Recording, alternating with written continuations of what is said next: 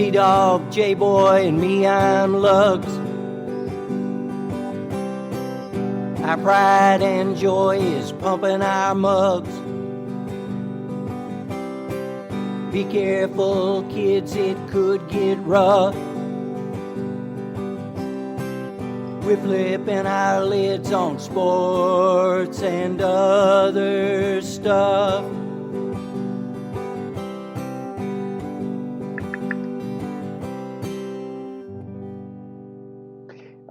Welcome to Sports and Other Stuff. It's the center of the Sport Weasels. I'm Lugs. I'm J-Boy. And I'm T-Dog. Yeah, we want to give a shout out from the Sports and Other Stuff family of interns, and thanks to all the healthcare workers during this pandemic. So we ask you to let your brain go numb for the next 26 minutes, because we're pretty good at that ourselves. It's NFL Draft Week. Is it McCaffrey or McRidiculous? Was that a sound decision on that contract? And if there's no one on campus, can we still play football? So, gentlemen, the four-letter network reports that it used to be the NFL Draft an 8-location remote. Now it's 180 live shots for this work-from-home draft. We have our technology fingers crossed, but we really need this, don't we, gents? To get something else on our minds this draft, we need it. Yeah. I mean, there's nothing else going on, and ABC's going to carry it. I haven't seen a network carry it in a long time. It'll be interesting to see how the technical part goes. I'm assuming Zoom is going to get a big shout out. Somebody sure will. Somebody. I think in terms of sports, the only things that are happening right now is the draft coming up and the 10-part Michael Jordan documentary, The Final Dance. It's like those are the only two things that are happening in sports right now.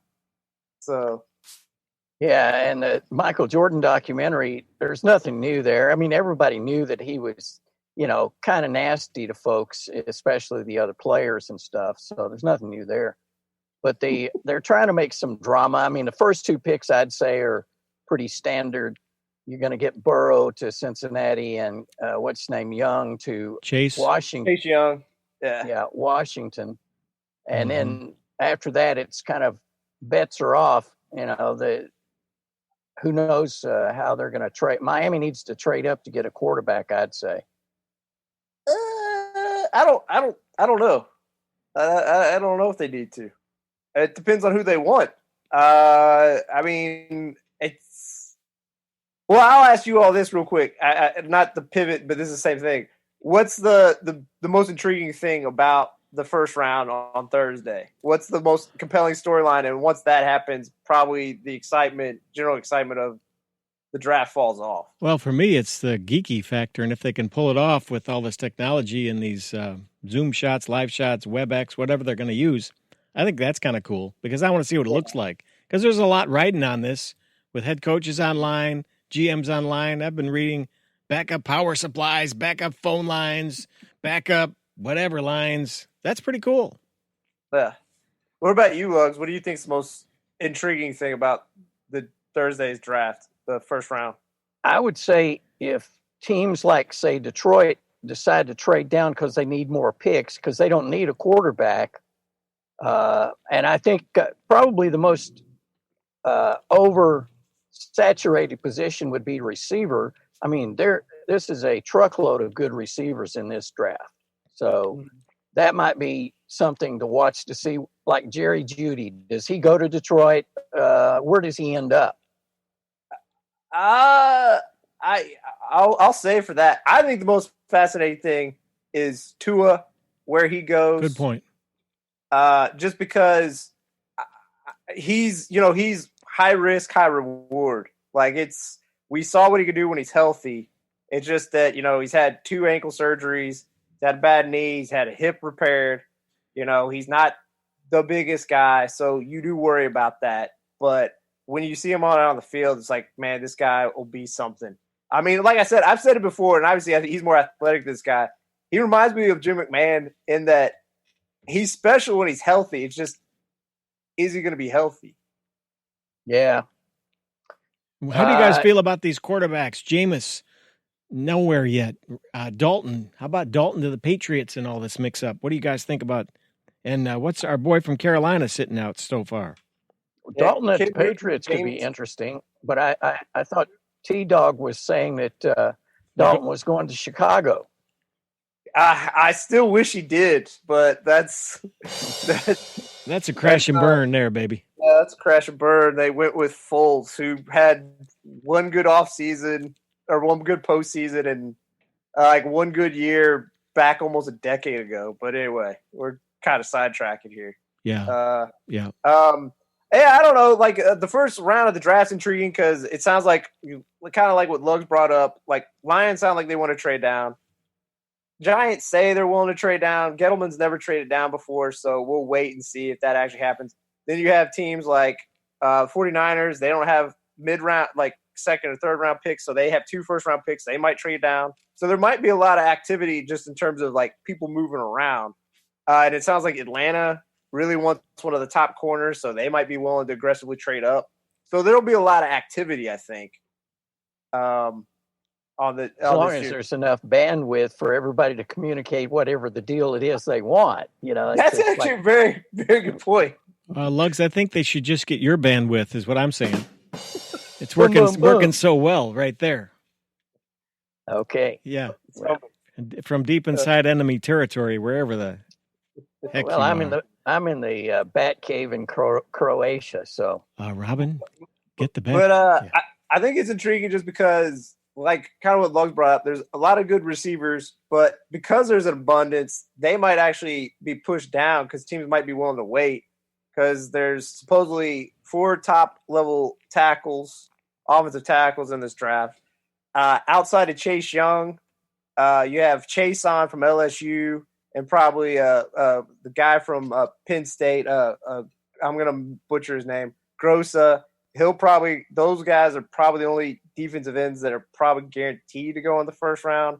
Then you have probably at least 2 defensive tackles that go in the first round, Derek Brown and Kinlaw.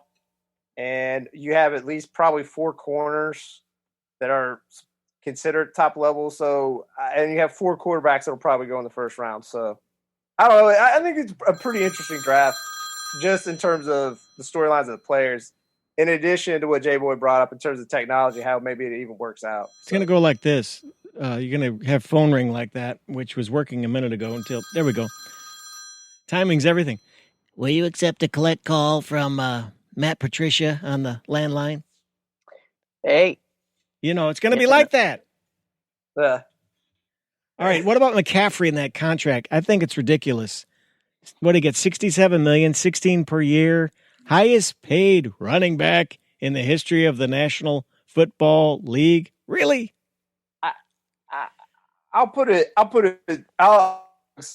Since he's from Carolina, I'll let Lug start and I'll piggyback off him.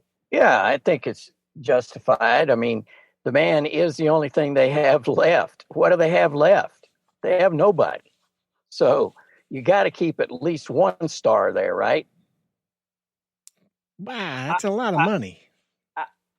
Look, I know it's the general consensus that you don't pay running backs a lot of money, and it's understandable. And by and large, that is the legitimate rule. But Lugs did tap on one legitimate thing. Teams have to have some face to your organization, and they got rid of their face in Cam Newton. They let him go. Greg Olsen, while never maybe their name was an established face, he's gone now. Luke Kuechly, who was also one of their established faces, he retired. Good point. So they need a guy to kind of anchor. And here's the uniqueness of McCaffrey's situation where I think it's okay, even though, yes, you probably shouldn't pay running backs an exceptional amount of money. But here's why. He's 23, and he'll by the end of the contract will be 28. He's already had, in 3 years, he's had almost 3,000 yards rushing. He's had 2,500 yards receiving. He's scored 39 touchdowns in 3 seasons. I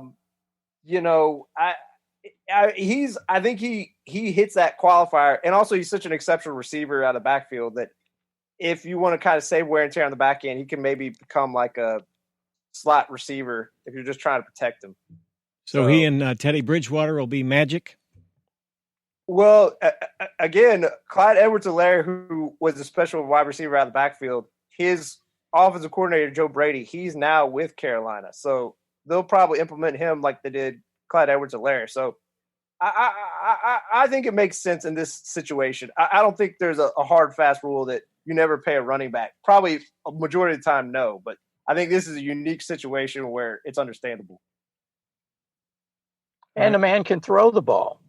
I mean, he is that Swiss Army knife. He can actually throw the ball. He has a couple of times I've seen him. It's rare that they've done it in the past, but he has done that. So he'll throw the ball to Teddy. Teddy will throw. Oh, wait, that's the XFL. You can only have one pass in the NFL. That's right. All right, another topic I have for you all. It's a lateral. Lateral movement. All right, college students may not return to campus this fall. Can we still play football? Or does that give athletes even more privilege? Why would they be the only students on campus? I don't think you can. I don't think they can go back on campus. I think you're kind of hitting it on something that's true. Like I don't think they can because, like you said, they've already have like a perception on them. But the way cutting the other way too is you already have like the University of Cincinnati. Actually, just because of all the money being tight, they got rid of their men's soccer team. Can you believe that? Can you believe that? Yeah, that was a shocker to me. Yeah, so I mean, and considering that you missed out on a big money opportunity, which is understandable. I'm not saying, but just talking about the state of affairs of college sports, the lifeblood is men's basketball, men's football. You already missed out on the big money time of men's basketball. Now, if you're going to miss men's football, it'll be interesting to see the aftermath of this in terms of ramifications of college sports in general. Yeah, I wonder, like, say, Clemson, Trevor Lawrence, if they don't play this season, he's going pro.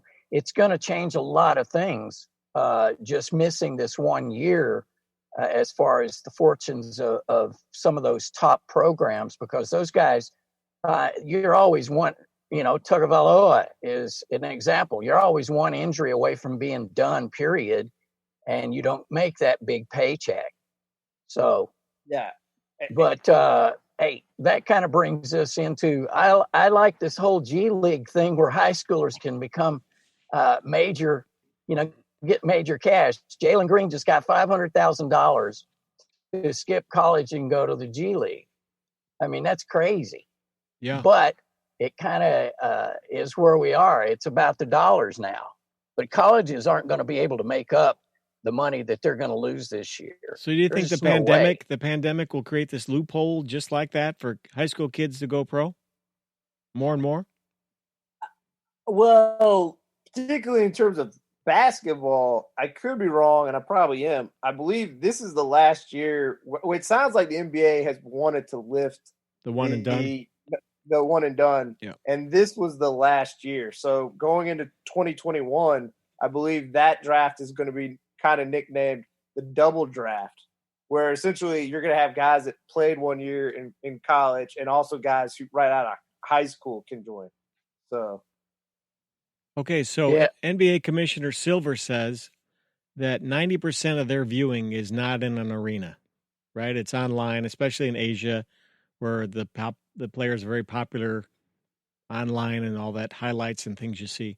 So are you guys ready for NBA and NFL with nobody in the stadium or in the arena?